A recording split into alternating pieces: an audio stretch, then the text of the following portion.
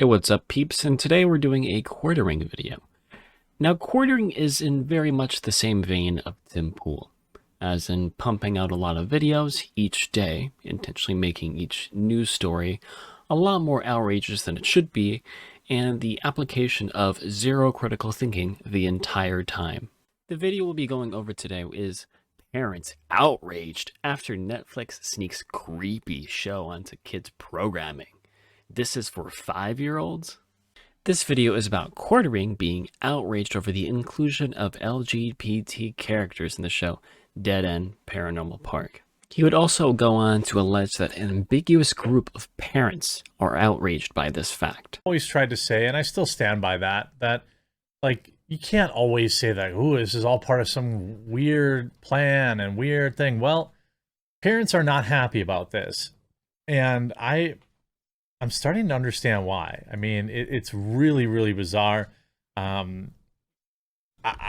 don't know what to tell you other than to just show you, because... So why talk about this story? Well, in my belief, trying to understand the greater context of an idea or story in good faith is always important.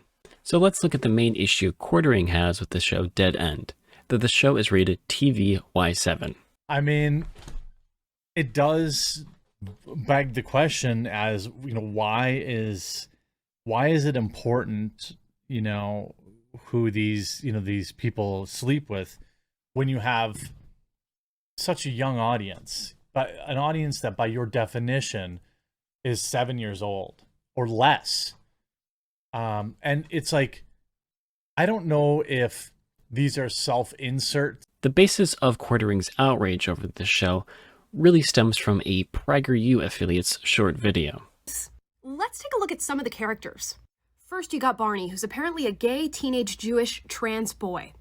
Then you have Norma, and in case you were worried about what this cartoon character's sexuality is, apparently she's attracted to multiple genders, presumably bisexual. And it might have shown in that preview, but when I looked up the trailer on Netflix, there was no mention of any bisexual character, trans character, nothing like that. And what age did they think this is for?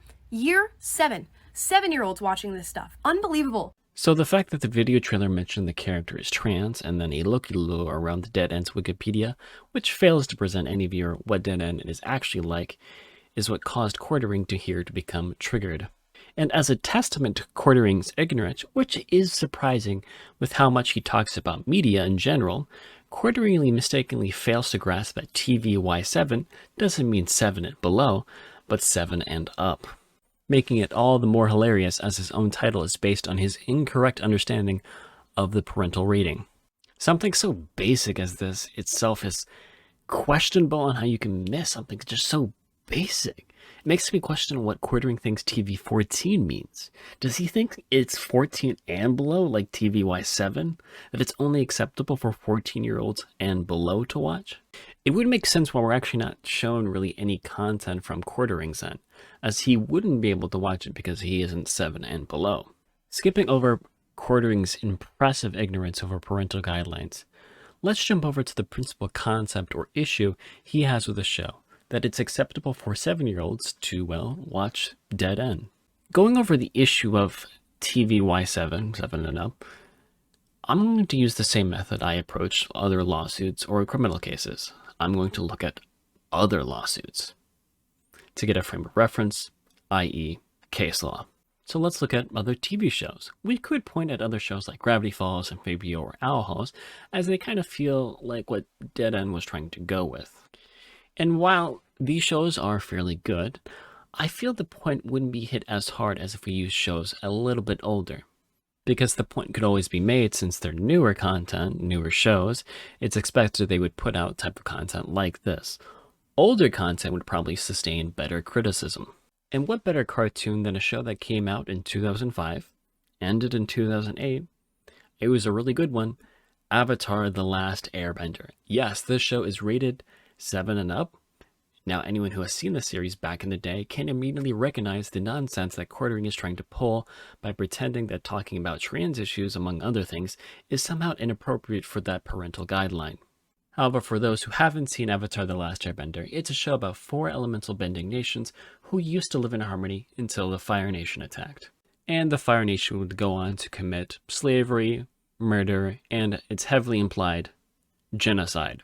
There's also a dash of parental abuse and a dash of terrorism.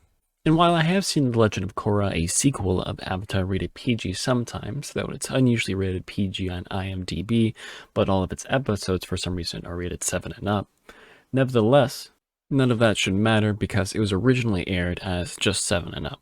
I only bring up The Legend of Korra because it had way more brutal murder/death scenes than The Legend of the Avatar. For example, Season 1 ended with a bit of a murder-suicide, and then later in Season 3 we have multiple murders going on caused by a group of anarchists.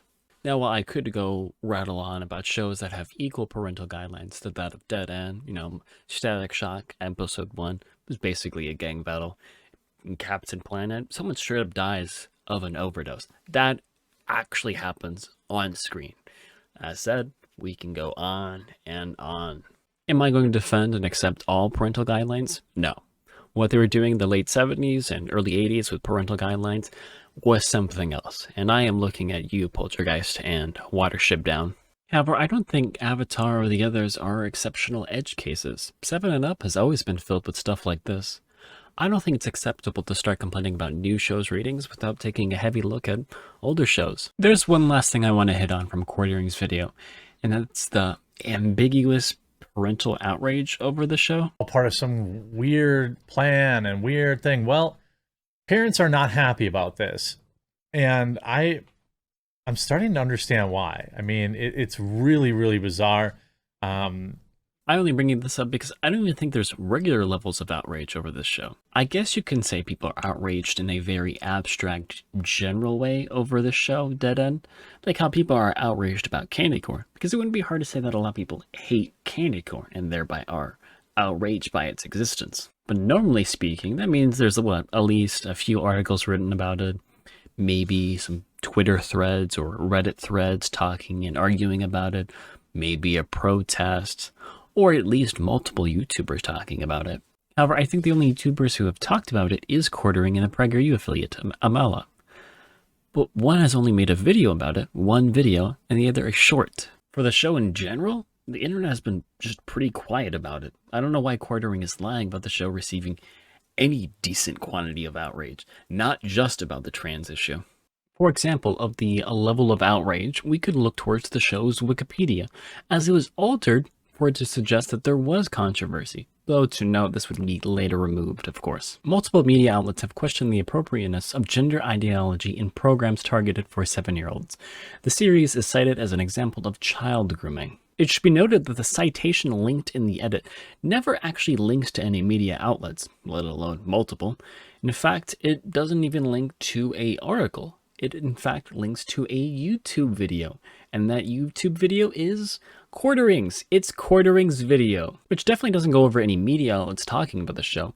It seems like Quartering here is the one developing the controversy itself. In conclusion, Quartering here likes to talk about a lot of subjects, even though he has real no knowledge about them or has done zero research for them, as it's pretty clear that he doesn't understand what 7 and Up is, and that his main goal is to pump up stories that really aren't there. And we're going to end it there for today, peeps. Nonetheless, thanks for watching.